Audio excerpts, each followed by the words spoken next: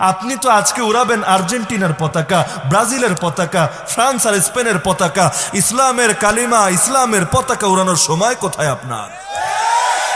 ভুলেই তো গেছেন যে ইসলামের একটা পতাকা ছিল, শুধু জাতীয়তাবাদী রাষ্ট্রের পতাকা থাকবে, দলের পতাকা থাকবে, সংগঠনের পতাকা থাকবে, আর ইসলামের পতাকা থাকবে না। ভাবলেন কিভাবে? নবী পতাকা ব্যবহার করেন নাই, নবীর যুগে বদর উহুদে পতাকা ব্যবহৃত হয় নাই। কোথায় হারিয়ে গেল সেই পতাকা? কোথায় হারিয়ে গেল আমাদের ঐতিহ্য? একটা পতাকা উঁচু রাখার জন্য পরপর তিনজন সাহাবী শহীদ হয়েছেন, তাও পতাকা মাটিতে পড়তে দেন নাই। একজন ডান হাত দিয়ে পতাকা ধরে রেখেছেন, কপ মেরে ডান হাত কেটে দিয়েছে, বাম হাত দিয়ে পতাকা ধরেছেন, বাম হাত কপ দিয়ে কেটে দিয়েছে, বাহু দিয়ে পতাকা আগলে রেখেছেন, বাহুও কেটে ফেলেছে। মাটিতে পড়তে যাবেন, শহীদের নিথর দেহ মাটিতে পড়তে যাবে, এর আগে আরেকজন এসে পতাকা লুফে নিয়েছে।